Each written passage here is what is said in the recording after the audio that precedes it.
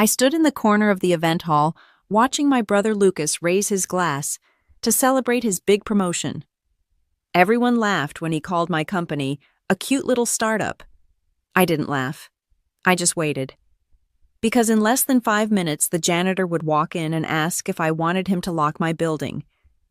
And that would be the last time anyone in this family ever underestimated me.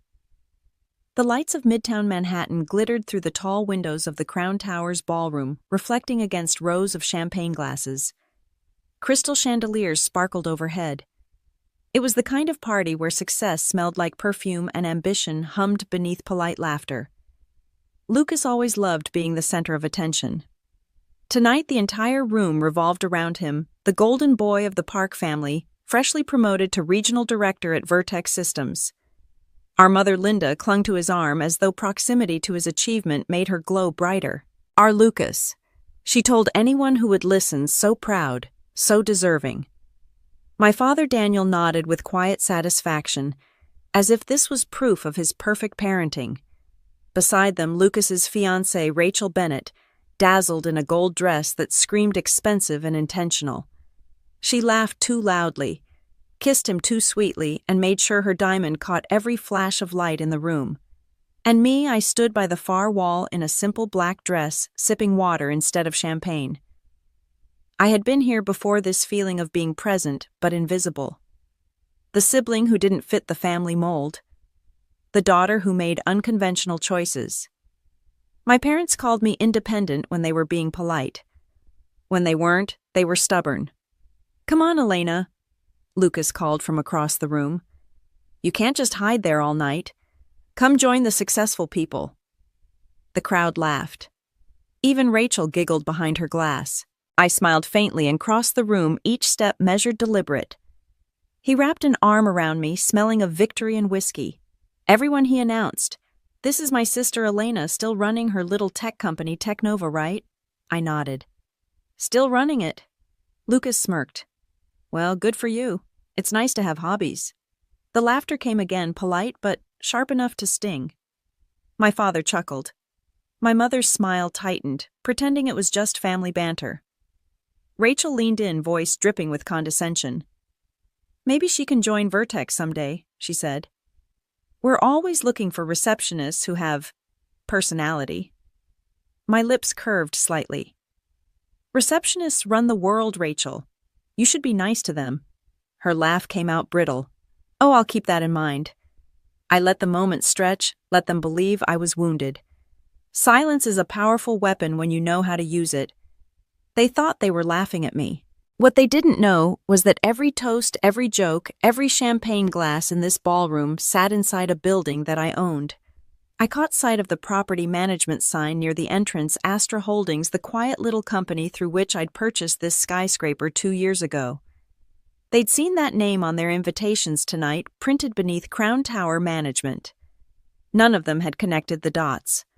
Why would they? They never paid attention unless it involved Lucas. I could hear him now bragging to a cluster of investors about the article Forbes had just run Young Executive to watch. He basked in it the same way he always had when we were kids. He measured his worth in applause. I measured mine in ownership. When our mother approached, her smile faltered slightly at my expression. "Elena, sweetheart, don't take Lucas's jokes seriously. You know how he gets it." "I know exactly how he gets, Mom," I said softly. She hesitated, reading something in my tone she couldn't quite name. Then she patted my arm, the universal gesture for "please don't make a scene," and turned back to her guests. "Ladies and gentlemen." Lucas's voice boomed again. He stood at the center table, glass raised high. A toast to hard work, to family, and to the people who make us who we are. To my parents, for raising me right. To Rachel for saying yes. And to my sister, who reminds me every day that some people are better off dreaming small. The room erupted in laughter. I watched my mother beam my father, nod approvingly. Rachel leaned in to kiss his cheek. I felt no anger, just clarity. I let the laughter wash over me like static. Then the double doors at the back of the ballroom swung open. "Excuse me, ma'am," a voice said. The laughter died instantly. It was Sam, the night janitor. Gray uniform, keyring jangling at his hip, a kind face lined with years of night shifts. He looked directly at me. "Ms. Park," he said politely.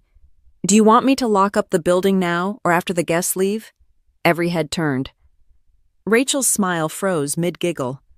Lucas blinked confused. "Wait," what he said, forcing a laugh. Sam looked around uncertain. "Sorry, I just wanted to check before securing the elevators." "You're the building owner, right?" The silence that followed could have cut glass. Lucas's hand trembled, champagne sloshing over his cuff. "She's lying." This is ridiculous." I met his eyes. "You should know me better than that, Lucas." My mother's face had gone pale. "Elena, what does he mean?" I smiled faintly, setting my glass down. "Just a misunderstanding, Mom." "Sam, go ahead and lock up once everyone's gone." "Yes, ma'am." He nodded, oblivious to the chaos he'd just unleashed, and left as quietly as he'd entered. The air in the room felt heavy, like the moment before a storm breaks. No one moved. No one spoke. Rachel tried to recover first. "Oh, come on," she said with a brittle laugh. "You're telling me your little startup bought a skyscraper?" I shrugged. "Something like that." Lucas's face flushed crimson. He turned to our father. "She's lying. This is ridiculous." My father didn't answer. He was staring at me as if seeing me for the first time. I held his gaze. "You once told me stability mattered more than risk. I chose risk. Seems it paid off." The orchestra in the corner kept playing softly, oblivious to the social earthquake unfolding in the center of the room. Rachel whispered something to Lucas, but his jaw clenched. My mother reached for her glass, hands trembling slightly. I stepped back from the table, the hem of my dress brushing the marble floor. "I should go," I said lightly. "It's getting late." No one stopped me. As I walked toward the exit, their silence followed like a shadow. The laughter, the superiority, all of it had evaporated.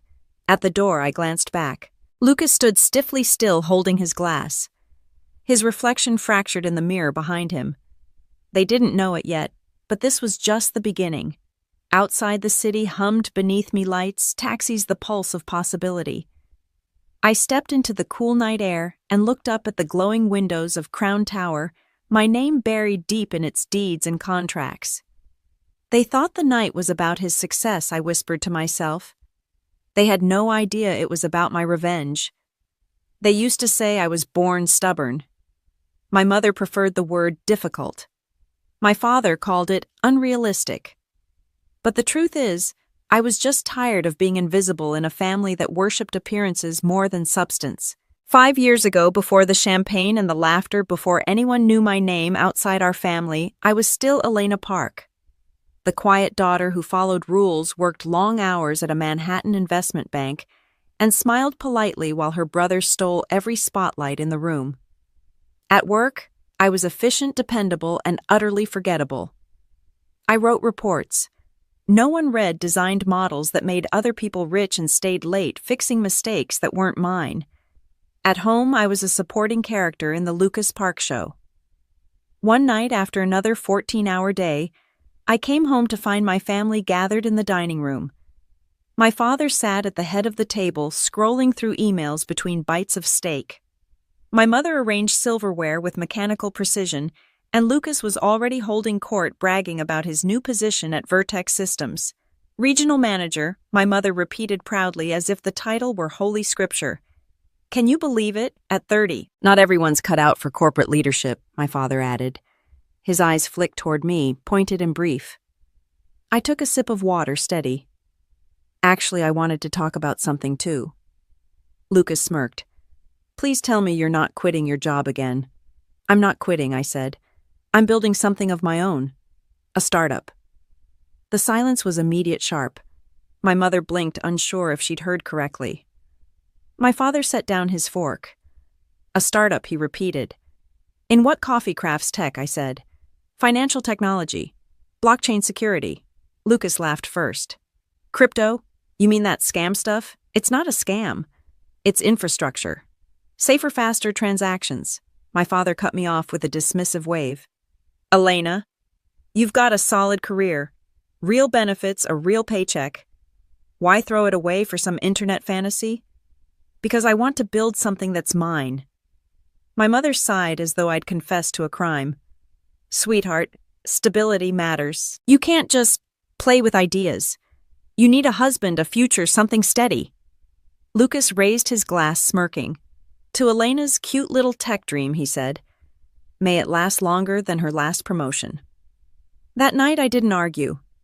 I just looked around the table and memorized their faces, my father's arrogance, my mother's pity, my brother's smug confidence. I promised myself I'd remember this moment when everything changed. I moved out a week later. My parents said it was a phase. Lucas told me to call when I wanted real advice. The first year was brutal. My startup NovaPay burned through every dollar I'd saved. Investors didn't take me seriously. They asked if I had a male co-founder or a husband to handle the technical side. When the market dipped, my funding evaporated. I maxed out 2 credit cards, sold my furniture, and worked from a second-hand desk in a studio apartment with paper-thin walls. When NovaPay collapsed, no one was surprised, except me. Lucas showed up at my door with a pitying smile. Told you, he said, glancing around my half-empty apartment. You should have stayed at the bank. You were good at taking orders. I didn't answer. I just closed the door. A week later, my mother called. You can always come home, she said gently. Your father says we'll cover your rent for a few months while you figure things out. No, thank you, I replied. I'll figure it out myself. They stopped asking after that. Months passed in silence. I worked part-time gigs, coded freelance projects, and spent nights teaching myself everything I could about blockchain architecture. I barely slept, barely ate. Failure had stripped away my pride, but it also burned off the fear. Then one evening, while scrolling through my emails, I saw a small invitation, Women in Blockchain Summit, Soho, New York. I almost ignored it. I couldn't afford the ticket, the clothes, or even the subway fare. But something inside whispered, go. The event was held in a converted loft filled with women who looked like they belonged, founders, engineers, venture capitalists. I stood near the back, clutching a cup of coffee like armor. That's when I met Nora Kim. She was a software engineer from MIT Labs, sharp and direct, with a confidence I envied. She noticed my badge. No company name, just Elena Park Independent. Independent, she said, smiling. That's brave? Or reckless, I replied. Same thing, she said, raising her coffee cup. One just pays better. We talked for hours. About tech, about inequality, about how people underestimate quiet women with big ideas. I told her about NovaPay, about the humiliation, about the way my brother laughed when I failed. She didn't pity me. She nodded. Then let's make sure they never laugh again. That night, Astrolink was born not in a fancy office or a boardroom, but over 2 cups of bad coffee and a promise between strangers. For the next 6 months, Nora and I worked out of a co-working space that smelled like burnt espresso and startup desperation. We built a prototype that could secure digital contracts using hybrid encryption. We pitched investors, collected rejections, and kept going. My family didn't know. I stopped telling them anything. When my mother called, I said I was freelancing. When Lucas bragged about his latest deal, I smiled and let him talk. Silence had become my camouflage. Sometimes I wondered if I was wrong for hiding. Then I'd remember the look on their faces that night at the dinner table, the certainty that I would never matter, and my doubt hardened into determination. A year after Astrolink launched, we signed our first corporate client, a logistics firm in Chicago. 6 months later, we partnered with a defense contractor to secure government data. And when an article in Business Insider called Astrolink the quiet revolution in digital trust, I sent the link to no one. My phone buzzed one afternoon while I was in the office, the number familiar but unwanted. Elena, my mother said cheerfully, we're having Thanksgiving at the country club this year. Lucas just got promoted again.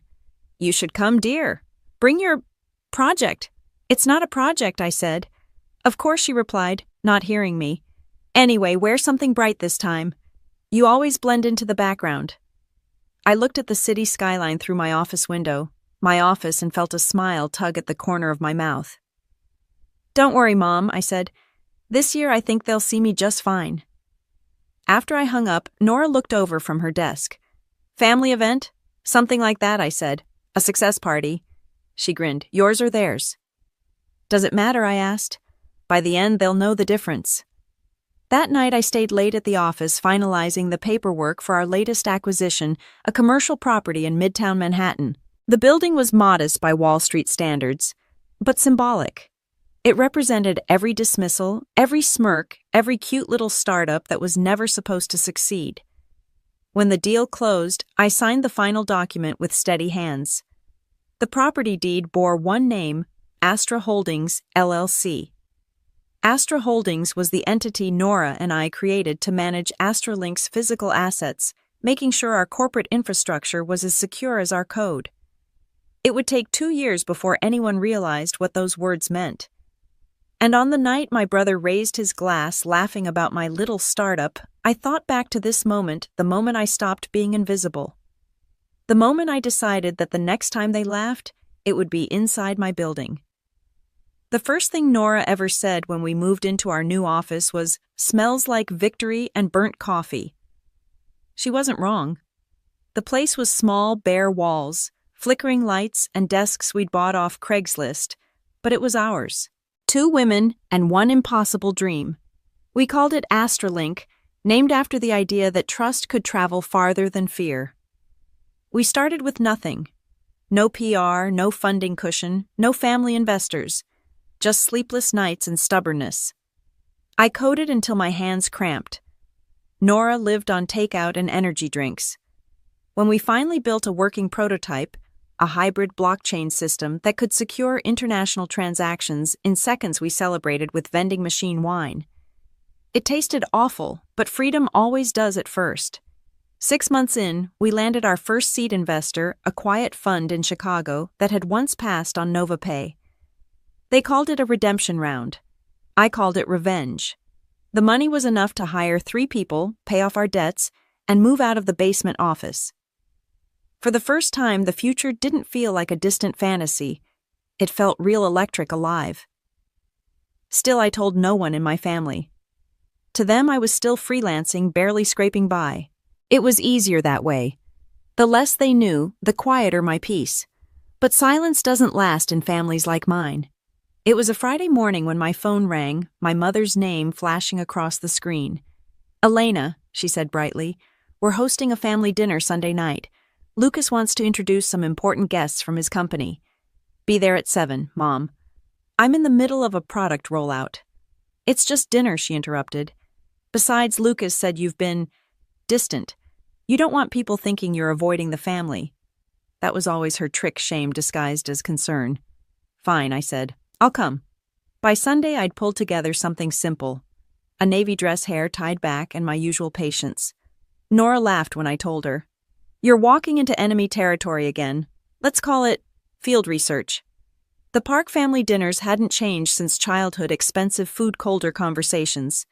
The long table gleamed under chandelier light. My father sat at the head, as always, reviewing something on his iPad, while pretending to listen to my mother talk about the new golf club renovations.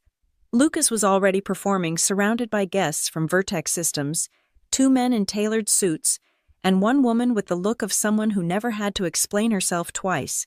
When he saw me, his grin widened. "Well, look who decided to show up. Still doing your online project thing?" I smiled, unbothered. "Still building, yes." He poured himself another glass of wine. "That's cute. You know we've been developing a new blockchain department at Vertex. Maybe I'll hire you once it's ready." The table laughed. My mother laughed too quietly, but she laughed. I placed my napkin on my lap, calm. "You should make sure your company's tech team is up to date. I heard your blockchain pilot crashed last quarter." Lucas's smirk faltered for a split second. The woman beside him, the one with the sharp eyes, looked up intrigued. "Do you follow Vertex?" "I follow everyone," I said. "It's part of my job." My father raised an eyebrow. "And what exactly is your job these days?" "Elena?" Before I could answer, my mother stepped in with her usual diplomacy. "She's freelancing, dear. Tech consulting, isn't that right?" I nodded, letting her keep her illusion. There was no point correcting people who preferred their fantasies. Dinner continued full of polite questions and thinly veiled criticism. Lucas bragged about his company car, his fiancée's upcoming feature in a lifestyle magazine, and his new condo in Tribeca. I listened smiling when appropriate, sipping my water, while everyone else refilled their glasses. Then came the inevitable dig. Rachel leaned across the table, her diamond bracelet catching the light. "Elena, you should meet my cousin," she said sweetly. "He runs a little startup too. Maybe he can give you some pointers." I tilted my head. Maybe he can learn something instead. She blinked, caught off guard. My father cleared his throat. "Elena's sarcasm doesn't suit you." "I wasn't being sarcastic," I said simply. The silence that followed was thick enough to chew. Then Lucas chuckled, breaking it. "You've really gotten confident since that last failure of yours." "That's what failure's for," I said softly. "To make you quieter, stronger." He didn't have a comeback for that. After dinner, while everyone lingered over dessert, I slipped outside for air. The city skyline glowed across the river, each light a story I'd written for myself. My phone buzzed with a text from Nora. "We did it." I opened the message to see the press release link. Astralink secures major government data security contract. The article listed me as CEO and co-founder. I stared at the headline, the weight of it sinking in. I wasn't the invisible daughter anymore. I was a storm no one saw coming. When I returned to the table, my mother was whispering something to Lucas. Their laughter stopped when they saw me. "Everything all right, dear?" she asked, voice overly sweet. "Perfect," I said, taking my seat. "Just some good news from work." Lucas leaned forward. "Good news? About what, selling your startup for lunch money?" I smiled. "Something like that." The next few weeks moved fast. Astralink exploded and growth investors lined up, media requests poured in, and our office doubled in size. Forbes called us the stealth giant of blockchain. I ignored the interview request. The less attention, the better. I had other plans. By the end of the year, Astralink had enough liquidity to form a parent company, Astra Holdings. It was a quiet move, strategic and deliberate. Through it, I started acquiring commercial properties for data centers and tech hubs. One of them happened to be Crown Tower. The irony made me laugh. Lucas often boasted about hosting corporate events there. I signed the paperwork with a private grin. A few months later, he sent a family group text. "Big news, Vertex is hosting my promotion party at Crown Tower next week." My mother replied with a string of heart emojis. My father sent a terse, "Proud of you." I didn't respond at all. That night, I sat in my penthouse office, the city glowing beneath me, and reread the email confirming the final transfer of ownership. The ink was dry. The building was mine. Nora walked in holding 2 glasses of champagne. "We officially own half the skyline," she said, grinning. "Not bad for a couple of invisible women," I said. She clinked her glass against mine. "So what's next? You're going to tell your family?" I shook my head. "Not yet." "Why not?" "You've earned it." "Because timing matters," I said. "Let them keep thinking I'm small. The best revenge isn't proving them wrong. It's letting them prove themselves wrong." Nora smiled knowingly. "So when's the big reveal?" I looked out at the glittering lights of Manhattan, my reflection faint in the glass. "Soon," I said. "Very soon." The following week, my mother called again, excitement bubbling in her voice. "Elena, Lucas wants you to come to his celebration. It's at the Crown Tower Ballroom, such a lovely venue. You must come." "I wouldn't miss it for the world," I told her. After she hung up, I leaned back in my chair, eyes tracing the faint outline of the building in the distance. Crown Tower. I thought about every dinner, every smirk, every dismissal. The laughter that had once made me feel small now sounded like fuel. "Let them toast," I whispered. "I'll handle the lights."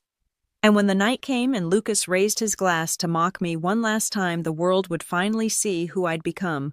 One signature, one company, one skyscraper at a time. The cool air outside Crown Tower was a welcome shock after the suffocating silence I'd left behind. My exit was silent, unlike the explosion I'd just caused. I didn't look back. The satisfaction was already a warm, private heat in my chest. The janitor Sam had performed his part perfectly, and the family's fragile world had cracked. I drove away, watching the tower recede in my rearview mirror, a giant tombstone marking the end of their assumptions about me. Lucas's celebration was over, replaced by a crisis. I didn't feel like victory yet. Only silence. It was the deepest quiet I'd felt in years, a silence bought at a very high price. I felt the cold realization sink in. I was finally free of their expectations, but now I was completely alone. The Park family had always been my cage, but now that the door was open, the silence felt vast and unfamiliar. I reminded myself that freedom was better than comfort, no matter how cold the night. My phone rang before I hit the Midtown tunnel. It was Nora. I didn't go, but I heard the sound wave from here, she said, her voice laced with giddy excitement. Tell me everything. Did Lucas cry? Not quite, but his glass almost did, I replied, navigating the traffic. It went exactly as planned. Sam asked about locking the building and the room went silent. Brilliant. Now the real fun begins, the cleanup. What's the official corporate response? None yet. But give it an hour. Lucas just realized his promotion party was held in the house of his enemy. Nora paused. You know Daniel will call you first. He hates dealing with messes. She was right. My father, Daniel Park, measured respect by adherence to corporate protocol. Being embarrassed in front of his peers, the Bennetts, was a violation of his most sacred rules. He wouldn't yell. He would analyze. The call came 20 minutes later, just as I parked outside my apartment. His voice was low, controlled, the most dangerous kind of anger. Elena, he started, no preamble. What exactly happens tonight? I believe the janitor already explained it, Father. I own the building. That's not what I mean. I mean, why would you humiliate your brother like that in front of Rachel's family? Vertex executives were there. They were underestimating me. I corrected them. This isn't about correcting them. This is about stability and family reputation.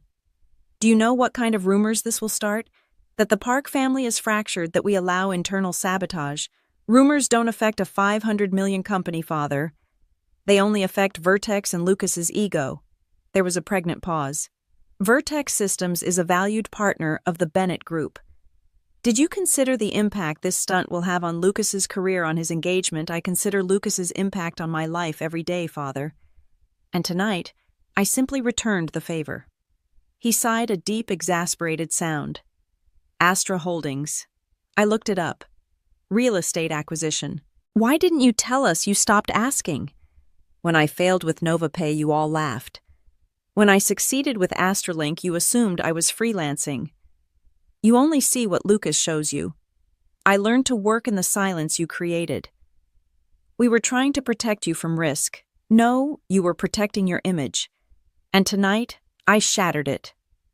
He hung up without saying goodbye. I sat in the dark, the city lights reflecting off my windshield. My family wasn't capable of understanding success built on quiet determination. They needed applause. My phone buzzed again.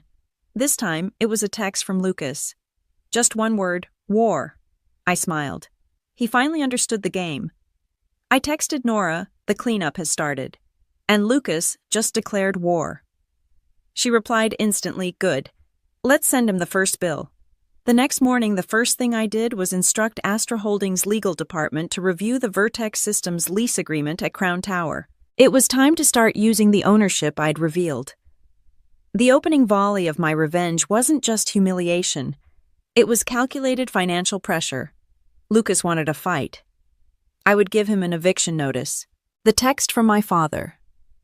We need to talk. Remained unanswered.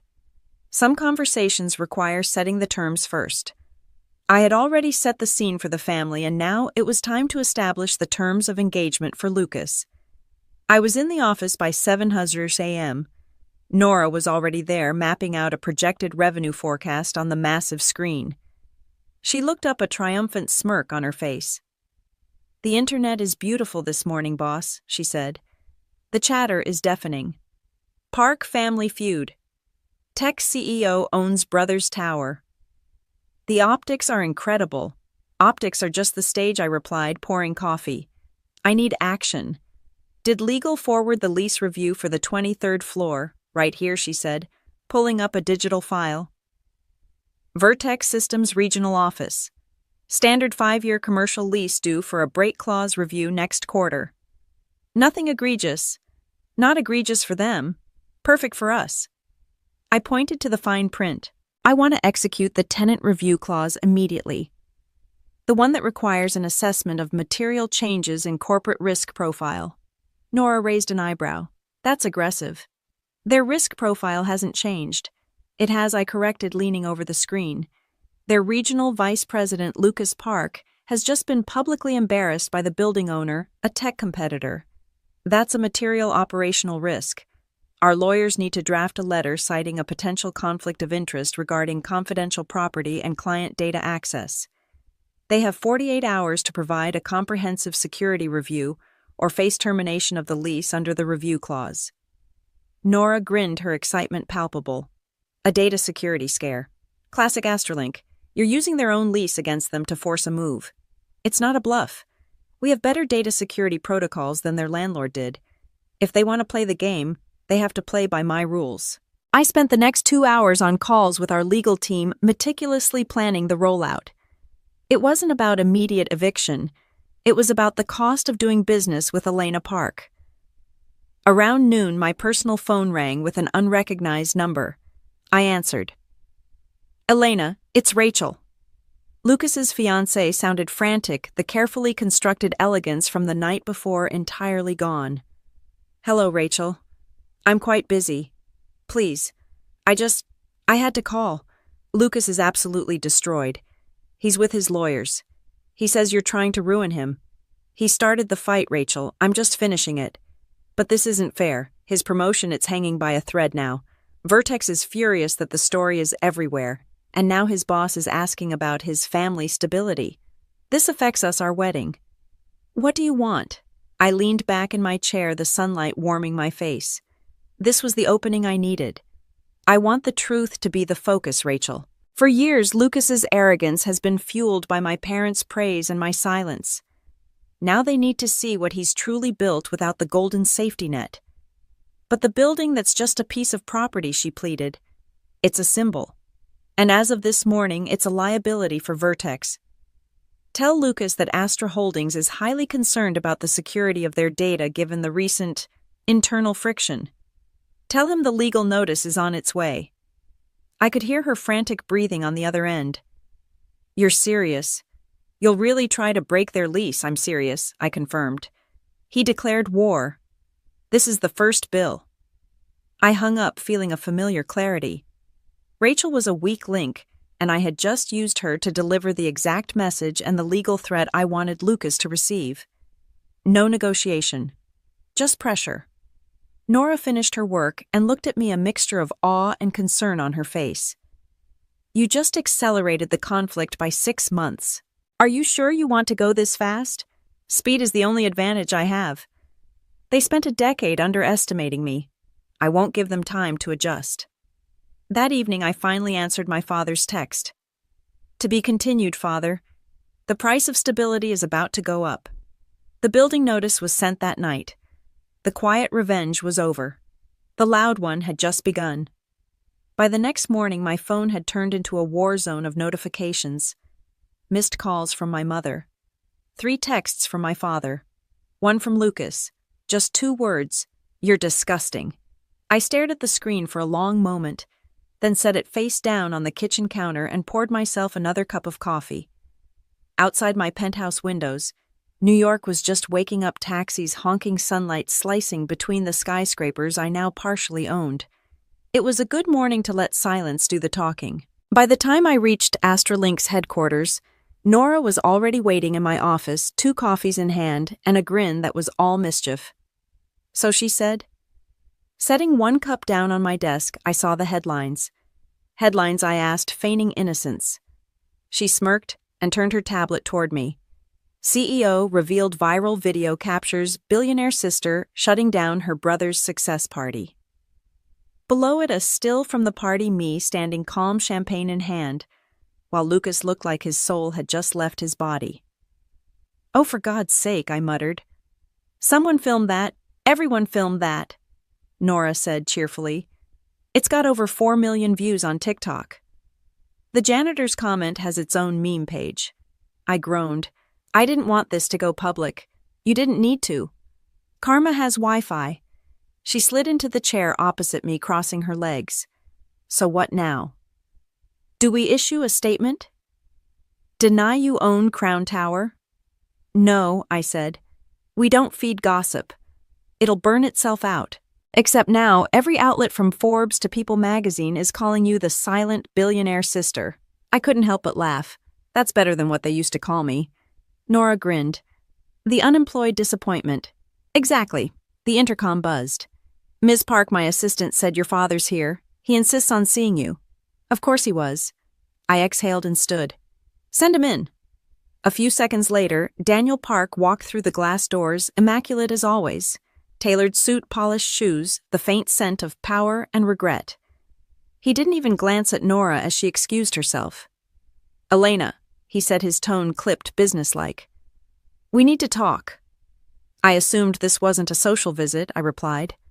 Coffee. He ignored the offer and took a seat. You humiliated your brother. Publicly. He humiliated himself, I said. I just happened to be standing there.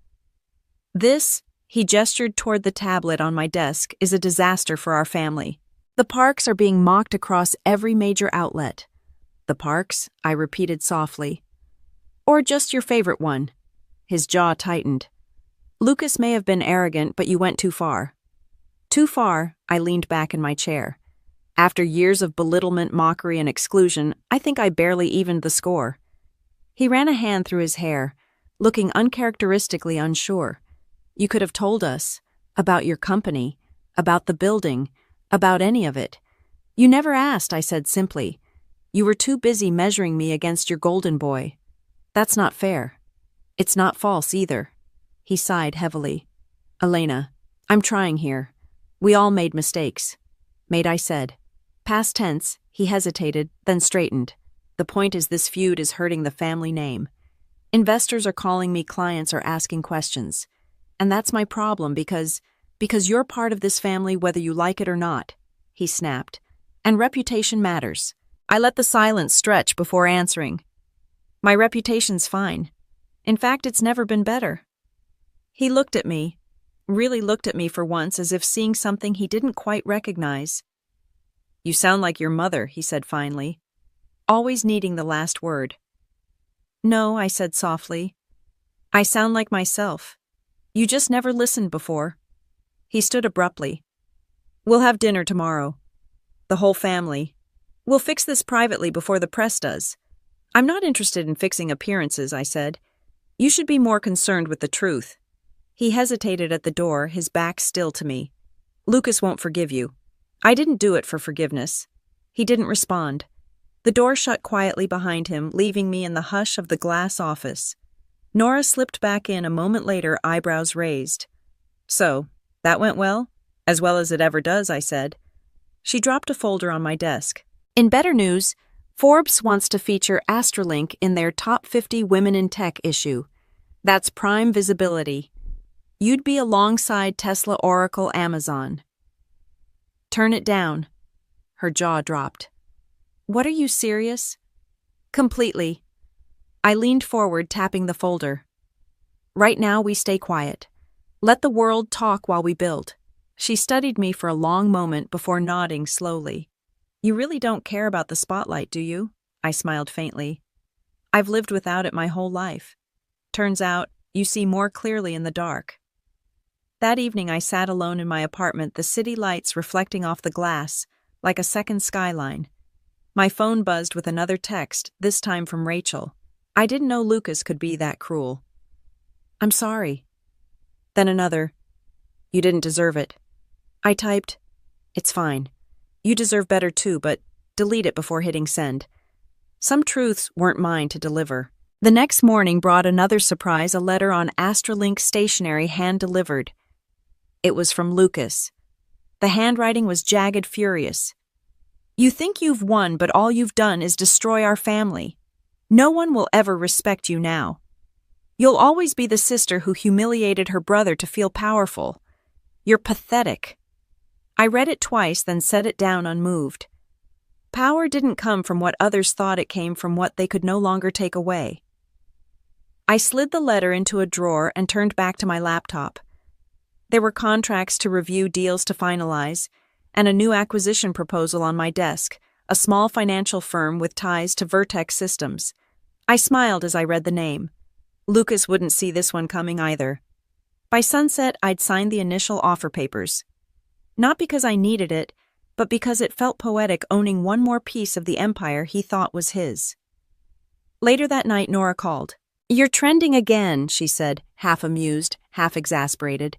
"For what, this time? For being unbothered. Someone filmed you walking out of the Crown Tower ballroom.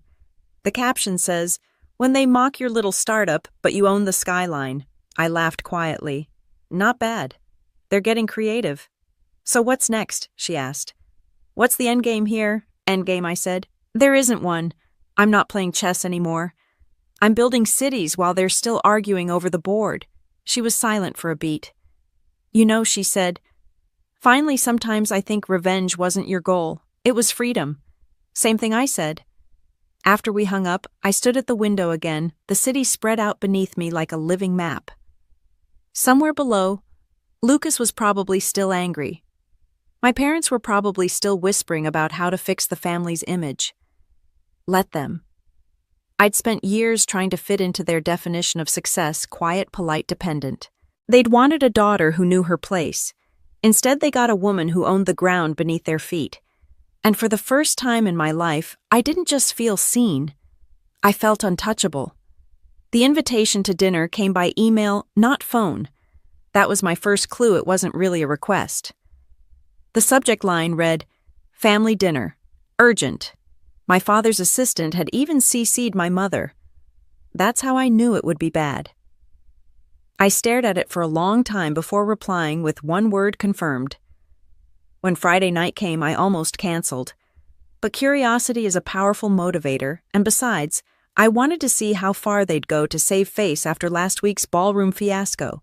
The restaurant was one of those old-money Manhattan places, with white tablecloths, mahogany walls, and waiters who whispered like priests. I arrived 5 minutes early, mostly to avoid being paraded in late like a misbehaving child. They were already seated. My father in a navy suit, my mother in pearls and forced grace. And Lucas, of course, he was there, staring at the menu like it was a contract he planned to win. "Elena," my mother said, rising slightly, her smile brittle. "You look successful." "Thanks," I said, slipping into my chair. "You look rehearsed." Her laugh came a half-second too late. My father cleared his throat. "Let's not start with sarcasm. We're here to talk like adults." "Is that what we're doing?" I asked. "Because the last time we talked, I was being publicly disowned." His jaw tightened. "You know that's not true." "Oh, I remember it pretty clearly." Lucas slammed his menu shut. "Can we skip the dramatics? We all know why we're here." I raised an eyebrow. "Do we?" He leaned forward, eyes gleaming with barely concealed anger. "You humiliated me, Elena. At my celebration. In front of my team. My fiancé's family. I've been cleaning up the mess for days." "Cleaning up the mess," I repeated softly. "You mean spinning the story?" He glared. "You didn't have to show off. You could have told us privately. But no, you had to make it public. You wanted to make me look small." I smiled faintly. "Lucas, you managed that all on your own."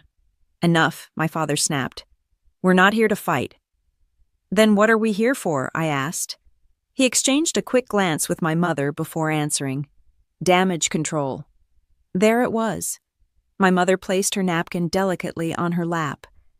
The family name has been dragged through gossip and speculation. The Parks are known for integrity, unity. We can't have the world thinking we're divided. I almost laughed. "You are divided. You did that, not me." "Elena," she said softly, her voice pleading now, "Darling, please. We just need to get ahead of this story.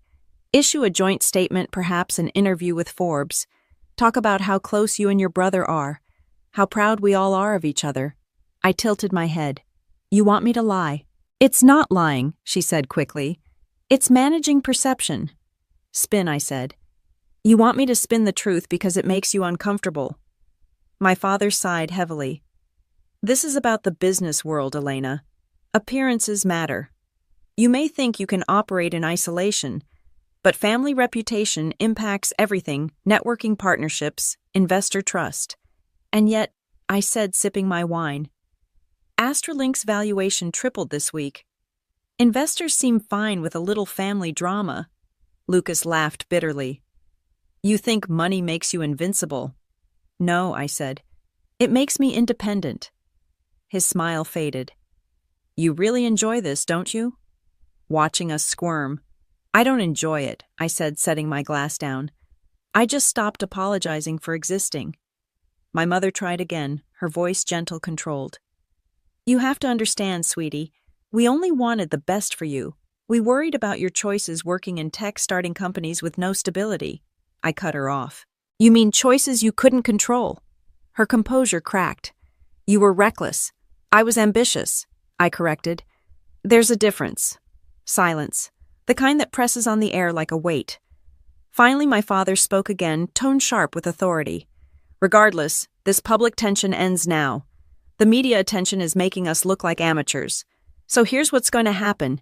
You'll attend a joint event next week, hosted by the Park Foundation. You'll say a few words about family unity, acknowledge Lucas's promotion, and show gratitude for our support. We'll announce a charitable collaboration between Astralink and the Foundation. It will reframe the narrative. I leaned back slowly, studying him. You've already planned it all, haven't you? It's the right move, he said. It helps everyone. Everyone, I repeated. Except me.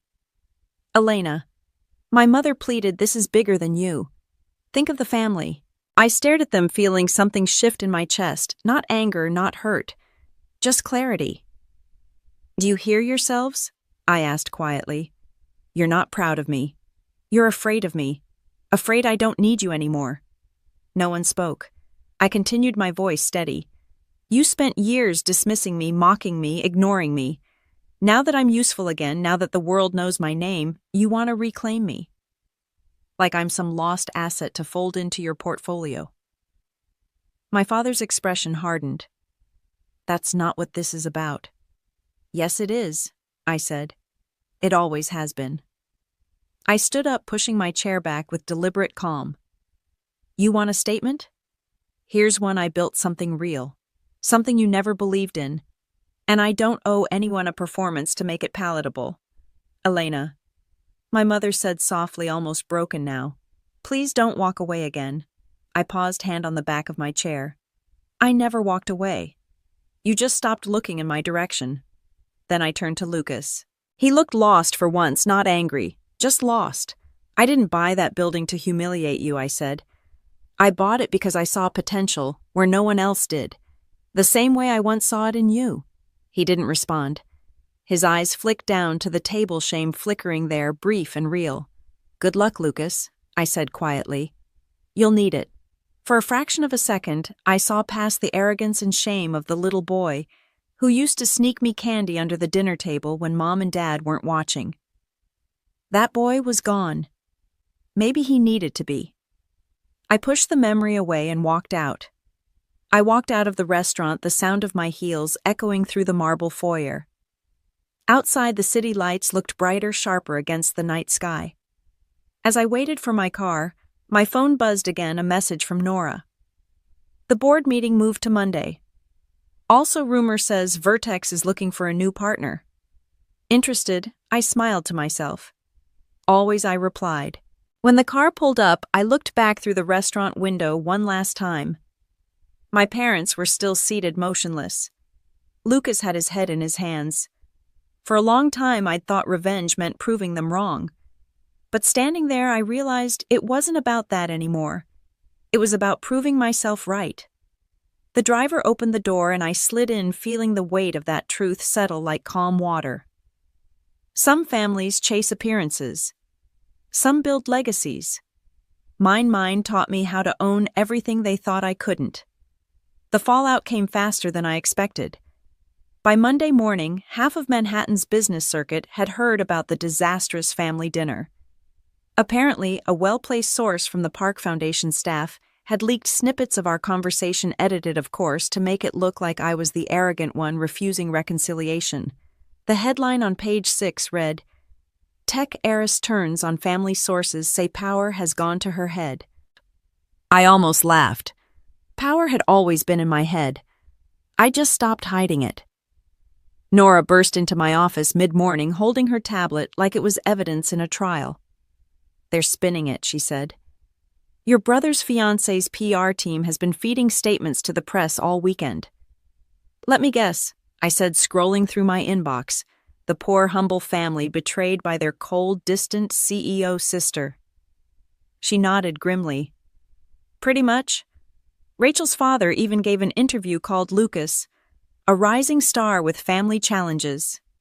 "Family challenges," I repeated. "That's a creative way of saying your sister owns your office lease." "This isn't funny, Elena," Nora said. "They're trying to bury you under your own success. The press loves a female villain in heels." I sighed, leaning back.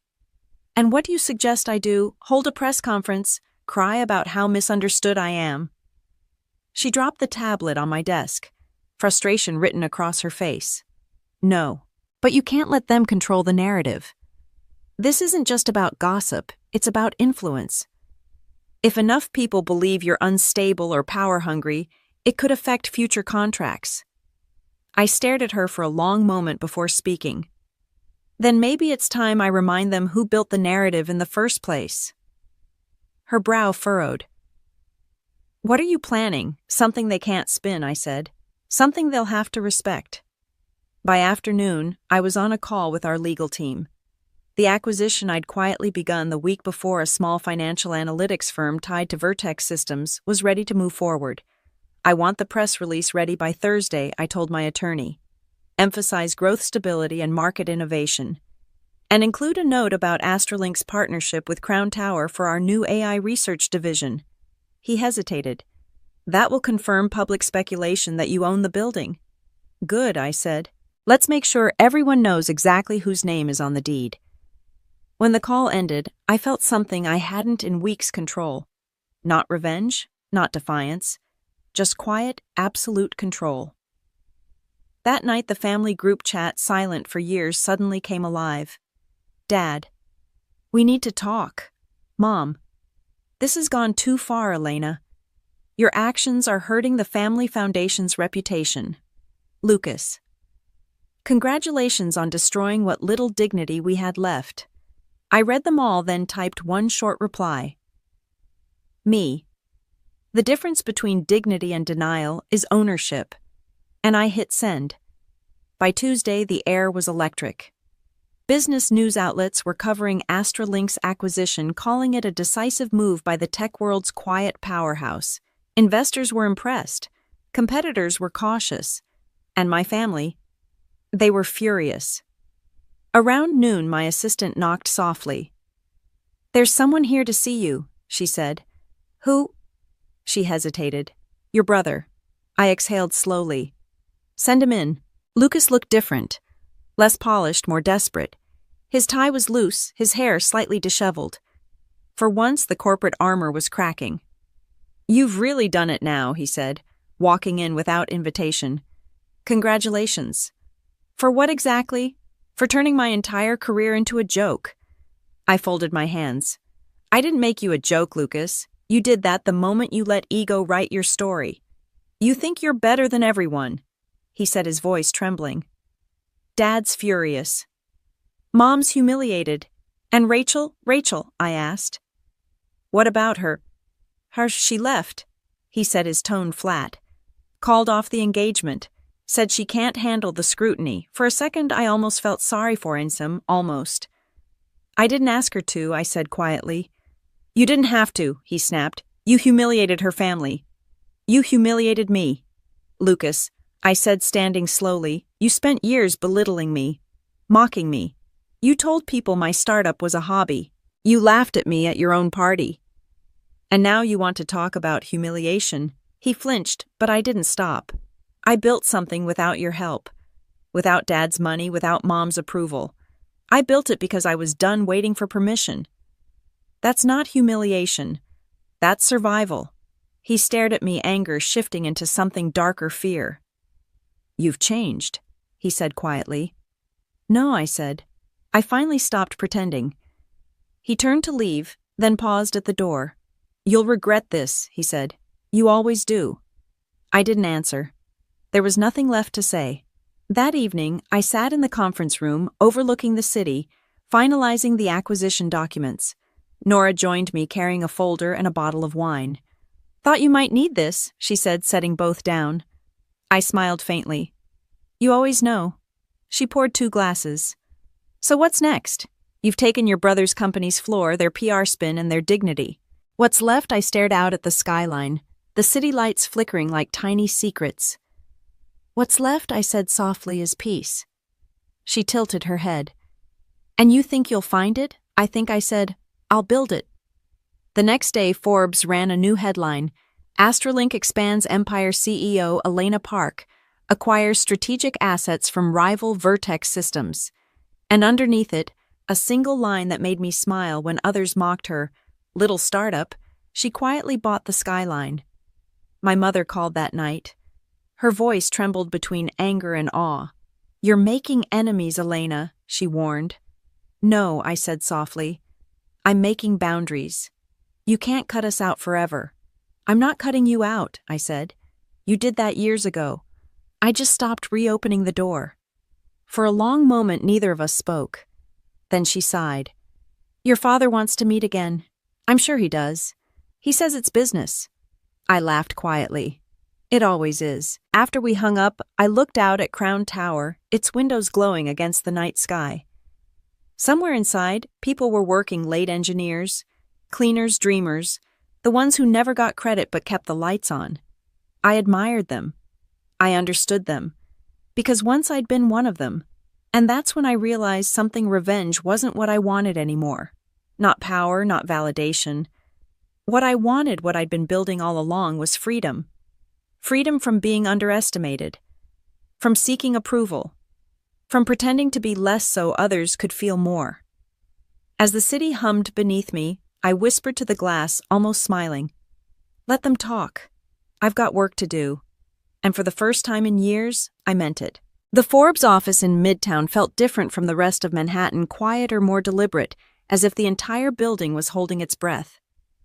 The receptionist smiled politely as she handed me my visitor badge. Conference room B, Ms. Park. They're waiting for you. Of course they were. They'd probably been waiting since the video went viral. I adjusted the cuff of my tailored jacket, checked the faint reflection in the glass wall, and walked in. Inside were 2 people, a young assistant with a tablet and a senior editor in a charcoal suit, his expression a blend of curiosity and caution. Elena Park, he said, standing to shake my hand. Thank you for coming. I know things have been eventful for you lately. That's one word for it, I said. He smiled faintly. Let's get straight to it, shall we? The recorder on the table clicked on. Your story has fascinated people, he began. The woman mocked her little startup, who turned out to own the very building her brother worked in. It's poetic, viral, but behind that story, who is Elena Park, really? The question was designed to disarm me.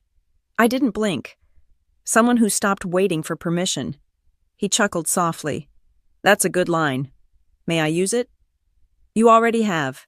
He leaned forward, elbows on the table. Let's talk about the party. Did you plan that moment? I met his gaze evenly. No. I didn't plan for my brother to mock me.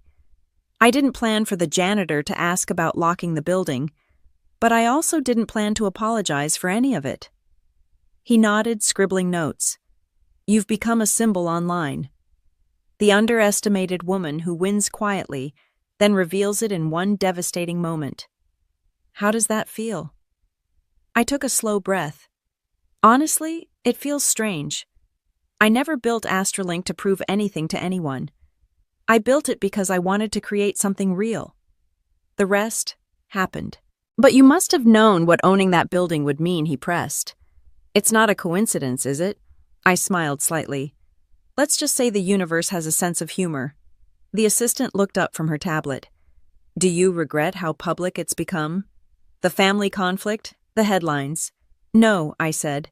Regret is for people who still need approval. I stopped needing that a long time ago. There was a brief silence, the kind that hung heavy with unspoken admiration. Then he leaned back, changing tone.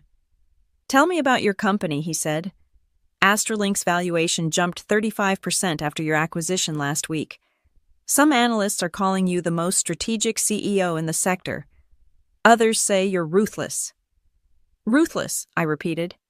That's what they call women who don't flinch. His lips twitched. And your family? How have they responded to your success? I hesitated just long enough for him to notice. They're adjusting. Adjusting. I folded my hands. When you've been underestimated long enough, people don't know what to do once you stop shrinking.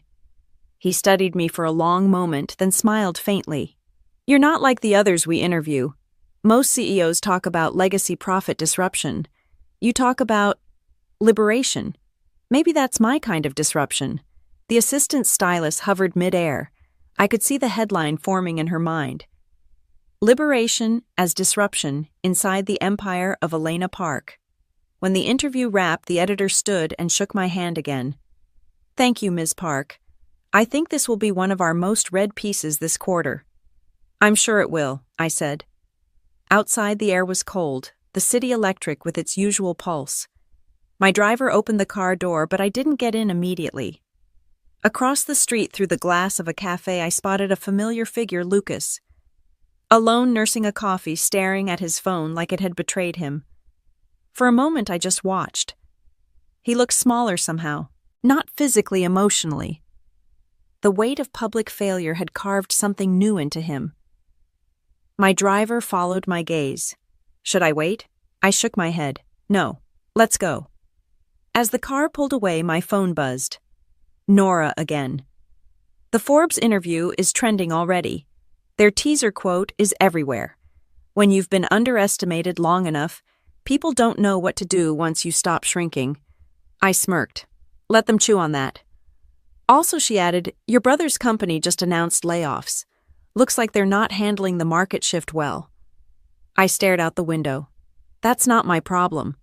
But a flicker of guilt still slipped through. That night I couldn't sleep. I poured a glass of wine and stood by the window, the skyline gleaming below like circuitry. Success should have felt like peace.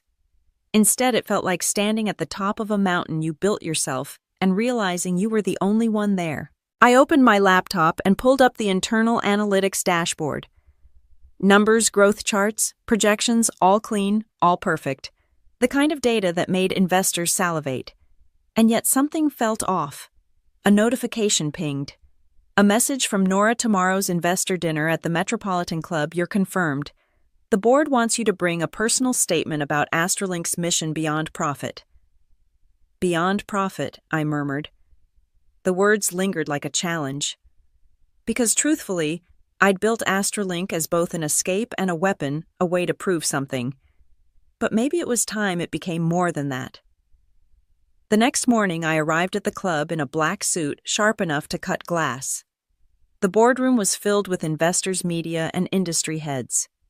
The same people who had once dismissed my early funding requests now watched me like disciples. The moderator smiled. Ms. Park, would you like to share a few words about Astralink's philosophy? I stood, holding their gaze one by one. Astralink was never about beating competition, I began. It was about changing the language of power. For too long, people like me, women outsiders, dreamers, were told to think smaller. I built Astralink to show that small doesn't mean insignificant. It means underestimated. The room was silent. Then applause. Slow, deliberate, genuine. As I sat back down, Nora gave me a subtle nod from across the room, that look that said, you did it. Later, as we stepped out into the crisp evening air, she asked, do you ever think they'll stop underestimating you? I smiled faintly. I don't need them to. Why not? Because every time they do, I said I win again. The driver opened the car door. As I slid inside, I caught my reflection in the tinted glass, calm, controlled, unshaken. The world was learning my name. But for the first time, I realized something more powerful than recognition. I didn't just own the building, I owned the narrative. The first sign of change came on a rainy Thursday morning when my assistant handed me a stack of letters. Not emails. Letters. Thick envelopes with elegant handwriting and expensive stationery. They came through the office courier, she said. From your family. I stared at them, unsure whether to laugh or roll my eyes. For years, they'd ignored my existence, dismissing my work as a hobby. Now, after the Forbes interview and the viral quote, they suddenly remembered my address. I took the top one and slid my finger beneath the seal. The paper smelled faintly of Chanel No. 5, my mother's signature. Dearest Elena, your father and I have been reflecting on how things unfolded. We may have been too harsh, too proud. The family would love to reconnect. Perhaps dinner next week? At home, not the club, just us. Love, Mom. Love. That was rich. The next letter was from my father. His handwriting was sharp and efficient, like a man signing contracts with his own children. Elena, I read your interview. Impressive. You've grown into a capable businesswoman. I'd like to discuss potential collaboration between Astralink and the Park Foundation. We can rebuild the family's public image together. Rebuild the family's image, not mine. Theirs. Always theirs. The third letter, smaller and messier, was from Lucas. I was wrong. I know you won't believe that, but I was. Rachel left. The company's tanking. And Dad's already blaming me for the market losses. I don't have anywhere else to turn. Please, if you ever cared about me as your brother, call me. For a long time, I didn't move. I just sat there, the rain streaking the glass, the letters splayed across my desk like the ghosts of a life I'd buried. Do you want me to respond? My assistant asked quietly. Not yet, I said. Let them sit. By afternoon, the world had other plans. Nora burst into my office, her face pale. You need to see this. She tossed her tablet onto my desk. On the screen was a breaking news banner, Park Foundation faces investigation over misused funds. I read the first paragraph twice. The foundation had been under quiet scrutiny for months. Donations redirected, tax irregularities, misuse of endowments. The article cited anonymous sources, but I knew exactly what that meant. Someone inside the old network had finally started talking. Your father's name is all over this, Nora said. And Lucas, too. He's listed as an executive consultant. I closed my eyes for a moment, steadying my breath. This isn't my problem, I said finally. She looked at me like she didn't believe it. Maybe not. But the press will make it your problem if you don't say something. I'll think about it. That night I didn't go home. I stayed in the office staring at the skyline until the sun came up, memories flooding in my father, lecturing me about responsibility, my mother fussing about appearances, Lucas smirking when I told him about my startup. And then that night at his party when the janitor called me ma'am. Funny how quickly the power shifts when the truth finally has a microphone. By morning, reporters were camped outside the Park Foundation headquarters. My inbox was flooded with media requests, all asking the same question. Would Astralink CEO Elena Park comment on her family's financial scandal? I crafted a single statement: Astralink is an independent entity. I have not been affiliated with the Park Foundation for several years. Our mission remains rooted in transparency, innovation, and accountability. I sent it, closed my laptop, and poured myself a coffee. 2 hours later, my father called. Elena, he said, without greeting, his voice clipped. I assume you've seen the headlines. I have. This is a misunderstanding. A smear campaign. Is it? I asked. Because it looks like your book's finally caught up to your ethics. He exhaled sharply. We need to show unity, Elena. The press is already speculating that the family's divided. If you speak publicly on our behalf, no. He froze. What did you say? I said no. I'm done cleaning up your messes. You made your choices, and I made mine. Elena. This is your family, I laughed softly. You only remember that when you're in trouble. You're being short-sighted, he snapped. You think success makes you untouchable. But reputation is what you use to control people, I finished. Not anymore. I hung up before he could respond. The following day, the Wall Street Journal ran an exposé on the foundation's finances. The numbers were ugly millions redirected through shell nonprofits' executive bonuses disguised as charitable expenses. Lucas's name appeared in 3 separate transactions. That evening, I received a text from him. "They're saying I'll be charged.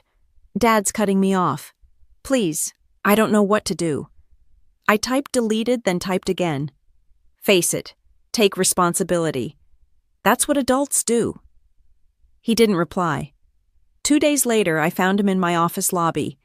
His suit was wrinkled, his eyes red, his hands shaking. I didn't know, he said before I could speak. "I swear, Elena, Dad told me everything was legal. I just signed what he put in front of me." I studied him carefully. "You signed, though?" He nodded miserably. "What do you want from me?" I asked. "Help, please. A lawyer, advice, anything. I'll pay you back." "You can't afford me," I said quietly. His expression twisted, pain and shame colliding.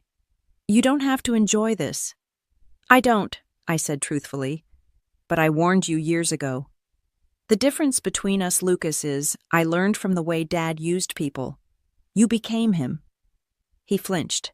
"So that's it. You're just gonna watch me fall." I hesitated.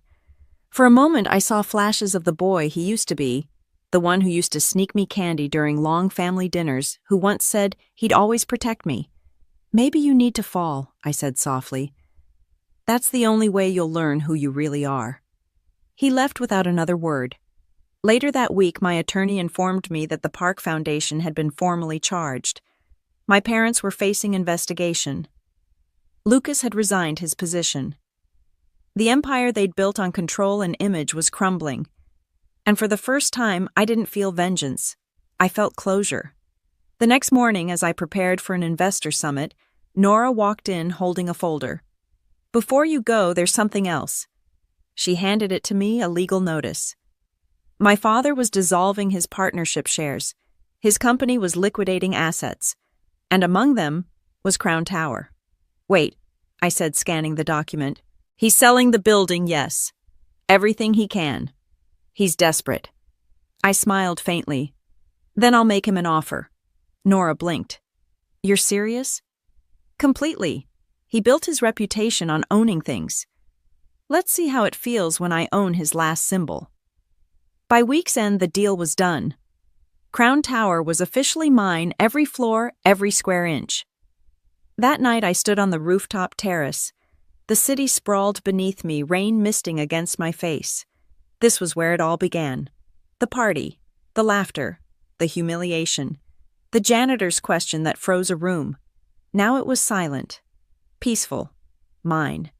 I closed my eyes and breathed in the damp air. Somewhere deep down, a younger version of me, the one who'd been laughed at, doubted, ignored, finally smiled. Not because she won, but because she survived. And as thunder rolled across the skyline, I whispered to the night. The tables turned, and this time they stayed that way. The invitation arrived on cream paper embossed with gold lettering as if elegance could erase history. Family dinner. Homecoming, it read.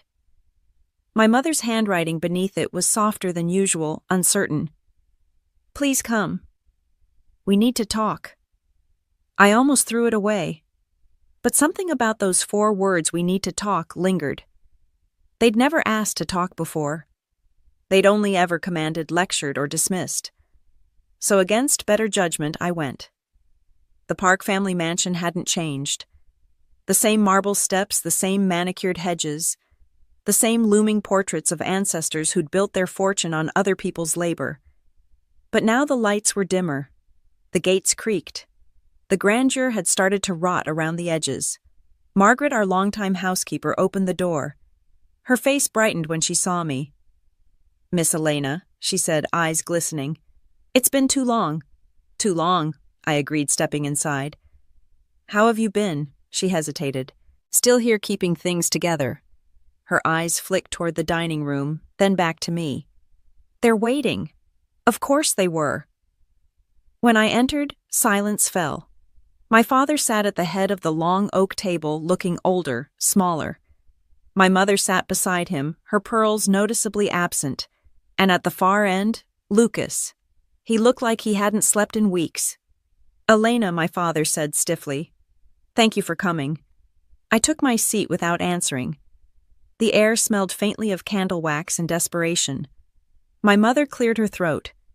"We know things have been difficult." "Difficult," I repeated. "That's one word for financial fraud." She flinched. My father's jaw clenched. "We didn't bring you here for sarcasm," he said sharply. "Then what did you bring me here for?" He hesitated, then exhaled slowly. "To ask for your help." I almost laughed. "You want my help?" "Yes," he said simply. "The foundation is being dismantled. Our assets are tied up in litigation. We're losing everything. The family name is tarnished. And you think I can fix it," I said. "You can," he said. "You have influence now. Power, resources. If you would publicly support us, say that you believe in our integrity, that the allegations were exaggerated, it could help." I stared at him, then at my mother, who was nodding eagerly. "You think I should lie to you?" "It's not lying," she said quickly. "It's protecting what's left of this family." I laughed softly. "Protecting the family is what I did for years.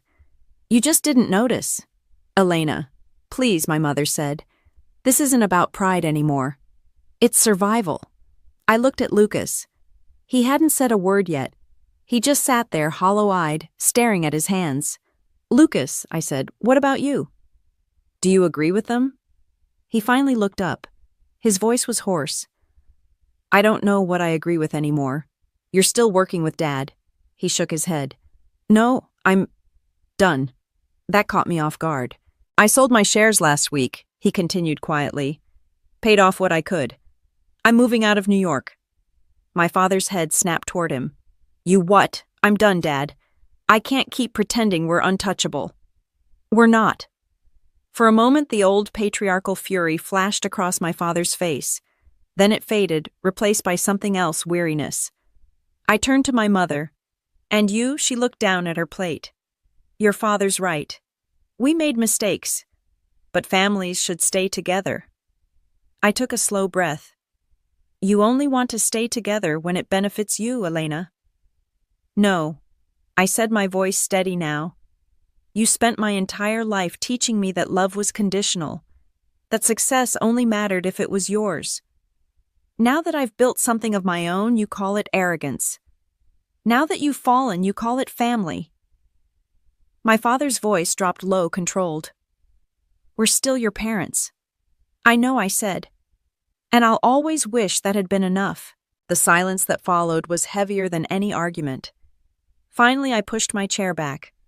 I didn't come here to fight, or to gloat. I came to say goodbye properly. "Goodbye," my mother whispered. "Yes," I said softly. "To the version of you that couldn't see me. To the version of me that needed you to."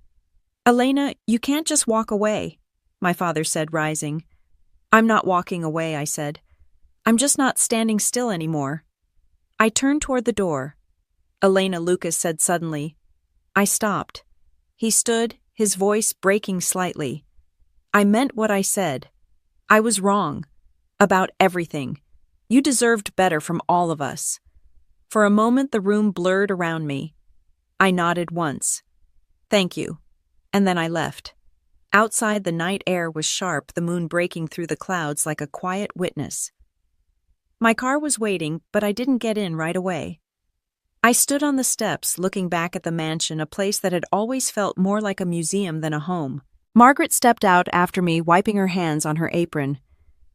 "You did the right thing, Miss Elena," she said. "Did I?" I asked softly. She nodded. "Sometimes the only way to fix what's broken is to stop trying to mend it." I smiled faintly. "Thank you, Margaret. Always proud of you," she said. "We all are the ones who saw you for who you were." Her words sank deep, gentle, and grounding. When I finally got into the car, Nora's voice came through my phone over the car speaker. "You okay? I think so. Big board announcement tomorrow. Are you sure you're ready?" I looked out the window at the shrinking silhouette of my family's house. "More than ever." She hesitated. You sound lighter. I am, I said, for the first time in my life. The next morning, the New York Times published a new headline: Crown Tower CEO launches the Astra Foundation, a new era of ethical innovation. The article detailed my initiative, a program funding startups, led by underrepresented founders, promoting transparency, mentorship, and equality. The kind of foundation that stood for everything the old park legacy never did. By evening, my inbox was full of congratulations. Investors wanted in. Universities wanted partnerships. And then one last message came through from Lucas. I saw the news. It's incredible. I'm proud of you, sis. Really proud. I'm heading to Denver next week, starting over. Maybe I'll finally build something honest. I typed back, good. You'll be fine. We both will. As I hit send, I realized I wasn't angry anymore. Not even a little. The story that began with mockery, betrayal, and humiliation had finally come full circle. The little startup, the janitor, the frozen smiles, the empire. It all led here to peace. That night I stood by the window of my penthouse office watching the lights of Crown Tower shimmer like a constellation of second chances. Somewhere inside that building, a janitor I once thanked was locking the doors again. Maybe he still remembered that night. Maybe he didn't. Either way, I smiled and whispered to the glass, "Thank you," because sometimes the smallest voices in the room hold the biggest truths, and this time, I was finally listening. The first snowfall of December dusted the city in quiet silver. I was standing on the balcony of my office, my building, watching the flakes drift past the glowing Astralink logo that crowned Crown Tower. Below, people hurried through the streets, bundled in coats and scarves, unaware that this was where everything had once come undone for me. I still remembered that night, the laughter, the champagne, the humiliation. A little startup, my brother had said, smirking as everyone laughed along. The memory used to sting. Now it just made me smile. "Ma'am," a voice said softly behind me. It was Miguel, the same kind face I remembered from that night, only now he wore a manager's badge. "Are you still working late?" He grinned. "Habit, I guess. It's hard to leave when the boss never goes home." "Fair," I said, laughing quietly. He shifted awkwardly, holding his mop like a walking stick. I wanted to thank you again for the promotion. Never thought I'd be managing a team of 15 cleaners across 4 buildings." "You earned it," I said sincerely. "And for what it's worth, you were the first person to ever call me ma'am. It meant more than you know." He chuckled. "That night I thought I'd be fired for speaking up in front of all those rich folks." "Quite the opposite," I said. "You made history, Miguel." He nodded, still smiling, then excused himself to finish his rounds. When the door closed behind him, I turned back to the window. My reflection stared back, steadier now, older, sharper. The woman who once hid her success out of fear of being mocked had learned something crucial. Power isn't loud. It's quiet. It's controlled. It doesn't demand validation. It simply is. My phone buzzed. A text from Lucas. "Dinner tonight. Just us. No drama." I smiled faintly. It had been almost a year since the last family dinner, the one that ended everything. And now, somehow, we were starting again. When I arrived at the small restaurant he'd chosen in Tribeca, I barely recognized him. The suit was gone. He wore a simple gray sweater, jeans, and an expression that looked peaceful. "Elena," he said, standing as I approached. "Thanks for coming." "Of course," I said, sitting. "How's Denver different?" he said, smiling. "Good different. I'm consulting for a healthcare nonprofit now. Nothing flashy, but it feels honest." I studied him, noticing the calm in his tone, the lack of pretense. "I'm glad." He hesitated, then reached into his pocket and pulled out a folded paper. "I wanted to show you something." He slid it across the table. It was a letter and offer of employment from Astralink Denver, one of our new expansion offices. Position Project Development Associate. "You applied?" I asked. He nodded. "Under a different name. I wanted to see if I could make it through the process on my own. Turns out your team doesn't play favorites." I couldn't help but laugh softly. "I trained them well." They offered me the job last week, he said. I haven't accepted yet. I wanted to tell you first. I looked at him carefully. If you take it, you'll be working under the company I built. No shortcuts, no special treatment. He nodded. I wouldn't want any. For the first time in years, I believed him. We spent the rest of the meal talking not about money or titles or the past, but about life. About how things could start over when you stopped pretending. When the check came, he tried to grab it, but I shook my head. This time I said it's on me. He smiled. Just this time. Later that night, as I walked back to my car, the city lights reflected off the snow, scattering like stardust. My phone buzzed again, Nora sending updates about the Astra Foundation's latest scholarship program. We'd just funded our 10th round of women-led startups. Real ideas, real innovation. And for the first time, I realized that what I had built was more than revenge. It was redemption not just for me, but for every person who'd ever been underestimated. When I got home, I found a small package waiting at my door. No return address. Inside was a vintage fountain pen, sleek black, engraved with the words, "She built it herself." There was only one note inside in my father's unmistakable handwriting. Proud of you. No signature. Just that. I held the pen for a long time. It wasn't an apology. It wasn't reconciliation. But it was a start. Over the next few months, things settled into a rhythm. Astralink's IPO exceeded projections, our ethical foundation gained traction, and the media's fascination with the woman who owned the building began to fade into legend. But I never forgot where it began. Sometimes late at night I'd visit Crown Tower's rooftop, the place where my humiliation had transformed into power.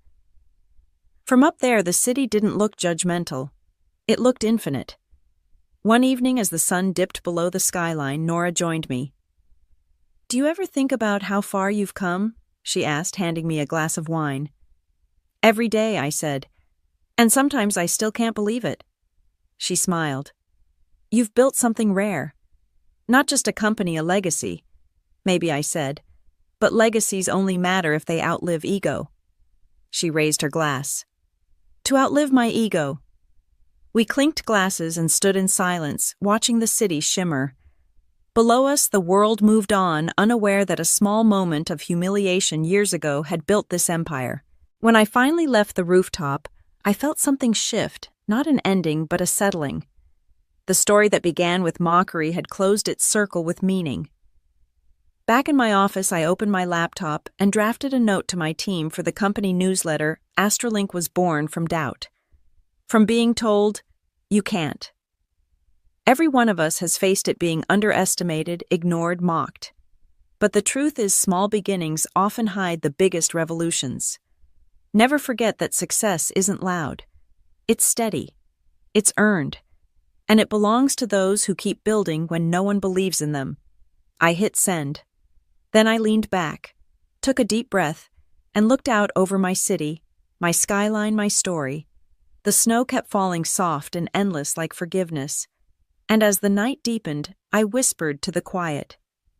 To every woman they ever called small, keep building. Because sometimes revenge isn't about proving them wrong. It's about proving yourself right.